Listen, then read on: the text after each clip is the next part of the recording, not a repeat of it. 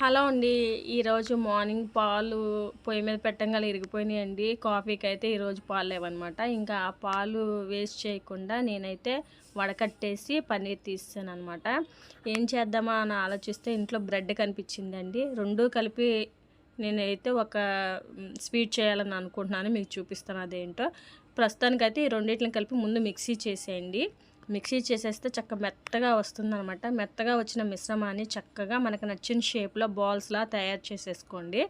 ఈలోపు ఒక స్టవ్ మీద ప్యాన్ పెట్టుకొని దాంట్లో ఒక గ్లాస్ నీళ్ళు పోసుకొని అందులో మనకు నచ్చినంత షుగర్ అనమాట. బెల్లం కావాలంటే బెల్లం వేసుకోవచ్చు. పంచదార కావాలంటే పంచదార వేసుకోవచ్చండి. నేనైతే ఇక్కడ షుగరే వేస్తున్నాను. అందులో కొంచెం 2 యాలకులు దంచేసి కూడా వేసేసుకోవచ్చు పాకంలో ముందుగా. వేసేసుకున్నాక ఈ బౌల్స్ ఉన్నాయి కదండీ మనం తయారు చేసుకున్నాయి, అవి పాకం కొంచెం దగ్గర పడి వేయాలి. వేసిన తర్వాత స్లోగా సిమ్లో పెట్టుకొని స్టవ్ నెమ్మదిగా వేసుకోండి, లేదంటే హైలో పెడితే మాడిపోతాయి అన్నమాట. తీగ పాకం కొంచెం దగ్గరగా వచ్చే వరకు వెయిట్ చేయండి. చాలా బాగుంటుందండి. మెత్తగా స్పాంజీ లాంటి రసగుల్లలు అయితే మనకి రెడీ అయిపోతాయి అన్నమాట.